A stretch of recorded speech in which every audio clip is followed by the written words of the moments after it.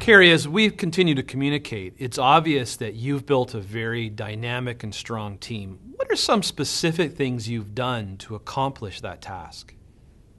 I think it's important to include your team in decision making, to make them feel that they're a part of the whole process.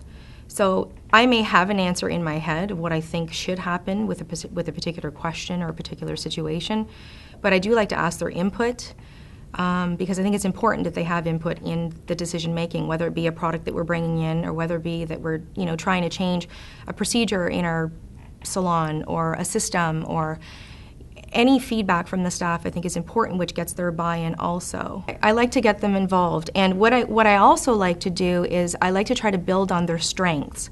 There's nothing worse than putting a person in a situation that they're not comfortable with, because I think you're just setting people up to fail. So I think you have to build on their strengths. And so for instance, I have a staff member who approached me during our one-on-ones and said, I'm really interested in teaching, but I'm not really sure what to do. Well, first of all, I want to help her. I want to help her through this process, but I also want to keep her as a stylist because I think she's fantastic as part of our team. So I think, well, how can I incorporate both of these things for her so that she's getting the teaching piece of it, but is also fulfilled in her career?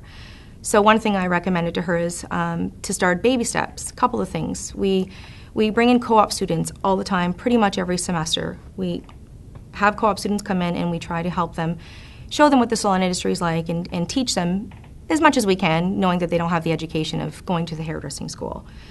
So an example for that team member, for the staff that wants to educate it, is I said, why don't you start educating the co-op student? So she wants to be able to focus on teaching updos, for instance. That's her strength. So I said, why don't you take some time aside when you're working, pull the co-op student aside, bring a mannequin head out, and start teaching her. Start practicing your skills in teaching. Another option was to go into the high schools that have a cosmetology program. So I made contact of one of the high schools, and the teacher was ecstatic that somebody was willing to go in and do an updo class. So we're going to start her getting into a classroom setting and teaching updos, what she's really strong at. So back to my point is that I believe in taking somebody's strength and trying to build on it, and keeping your team happy by providing these different scenarios for them.